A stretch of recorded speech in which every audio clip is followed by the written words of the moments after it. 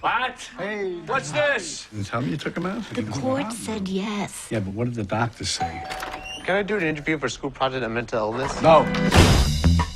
I'm ready. I feel motivated. I don't feel so angry all the time.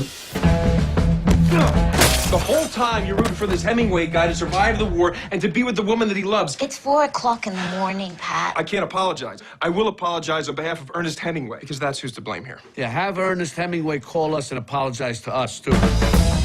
Pat, you have to have a strategy. I hate my illness, and I want to control it. I hope you're okay with Veronica's sister coming over. Tiffany and Tommy? Just Tiffany. What happened to Tommy? He died. How'd he die? Please, don't bring it up. Hey, Tiffany. This is Pat.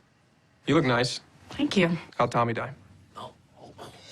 What meds are you on? I used to be on lithium and Seroquel. I was on Xanax. You ever take Klonopin? Klonopin. Like, Yeah. is it what?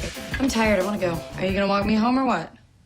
You have poor social skills. You have a problem. I have a problem? You say more inappropriate things than appropriate things. Doc, she's crazy. Whoa, what the hell? She knew where I was. She followed me. Why don't you run somewhere else? Calm down, crazy. Maybe she just needs a friend.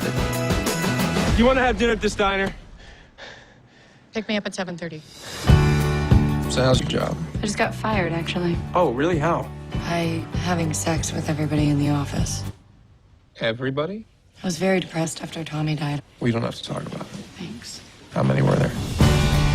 Well, she's a mess. You gotta be careful. She does a lot of therapy. I go to a lot of therapy. Am I messed up? I just gotta get a strategy, you know? Me too.